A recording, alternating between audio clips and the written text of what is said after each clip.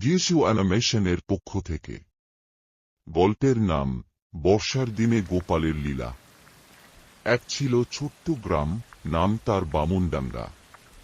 সেখানে ছিল এক ছোট্ট ছেলে, নাম তার গোপাল।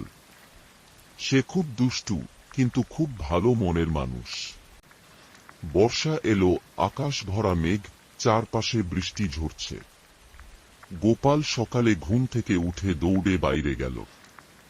মা বলল, বৃষ্টি হচ্ছে, বাইরে যাস না।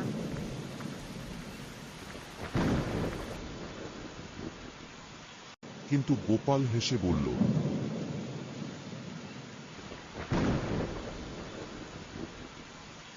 মা, শ্রীকৃষ্ণ তো বর্ষায় গোপীগুলোর সঙ্গে খেলা করতেন, আমিও খেলব। সে মাঠে গিয়ে দেখল গ্রামের বাচ্চারা কাদামাটি নিয়ে খেলছে। গোপাল বলল,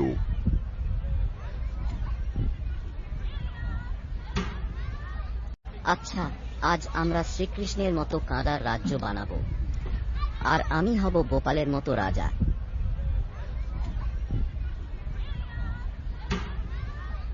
সব বাচ্চারা খুশি হয়ে খেলতে লাগলো। কেউ কাদা দিয়ে গরু বানাচ্ছে, কেউ বাঁশি বাজানোর ভান করছে, কেউ বলছে, গোবিন্দ মাখন দে।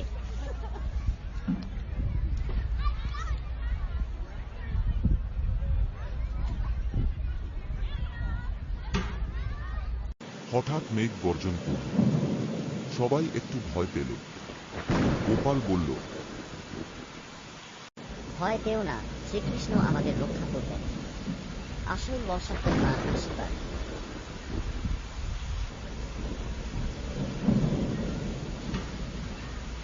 তারপর তারা একটা ছোট বটগাছের নিচে দাঁড়ালো।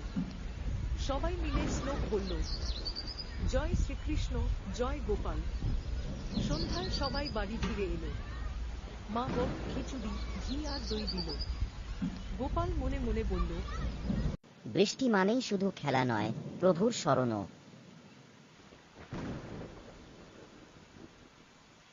সেই রাতে বৃষ্টি থেমে গেল, আর আকাশে উঠল রামধনু। সবাই জানল, বর্ষা শুধু প্রকৃতির নয়, হৃদয়েরও আনন্দ। এই গল্পের শিক্ষা: বর্ষার দিন আনন্দের, দুষ্টুমির, আবার ঈশ্বরকে স্মরণ করারও দিন। প্রকৃতি ও ভগবানের মাঝে মিলেই আমাদের জীবন।